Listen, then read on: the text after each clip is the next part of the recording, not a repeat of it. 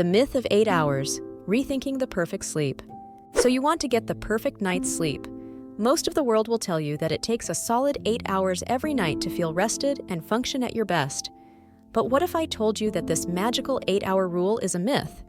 That's right, you've been lied to, and no, this isn't some crazy conspiracy theory. On the bright side, if you've been struggling to hit those 8 hours, you can finally stop beating yourself up. If you haven't guessed by the title, getting the right amount of sleep isn't as straightforward as it seems. Even if you think your sleep schedule is a mess, it might not be as bad as you think. Let's dive in. When most people say they want to improve their sleep, they mean a few things. They want to wake up feeling refreshed, they want to be productive during the day, and they want to avoid the dreaded afternoon slump. The problem is, most advice on the internet is so vague and rigid that it's practically impossible to follow. Sleep 8 hours a night, go to bed and wake up at the same time every day, avoid caffeine after 2 p.m., and so on. This advice is so generic, it could only be followed by robots. But what if you look for specific advice that you can actually try right now? Here's what you usually get. Avoid screens before bed, make your bedroom a sleep haven, practice mindfulness, take melatonin supplements.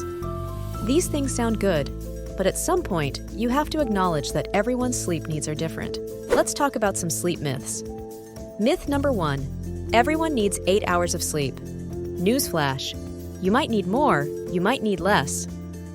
Thomas Edison slept 4 hours a night, and he invented the light bulb. Clearly, he knew a thing or two about staying awake. On the other hand, Albert Einstein needed 10 hours. So what can you actually do to figure out your perfect sleep amount that isn't just the same old advice? The main thing you need to do is experiment.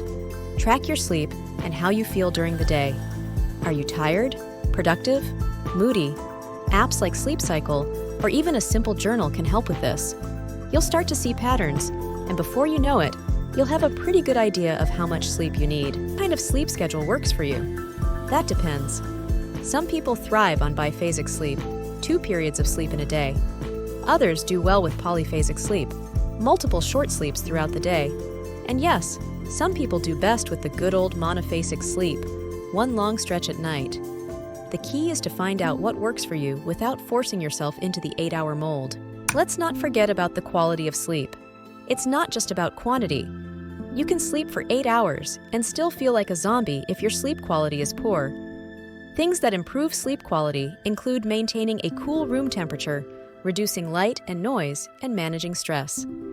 But hey, if you can't afford blackout curtains, don't stress. Use a sleep mask. Here's a pro tip. Practice something called sleep compression. If you find you're tossing and turning for hours, try shortening your sleep window. Yes, it sounds counterintuitive, but reducing the time you spend in bed can actually lead to better sleep.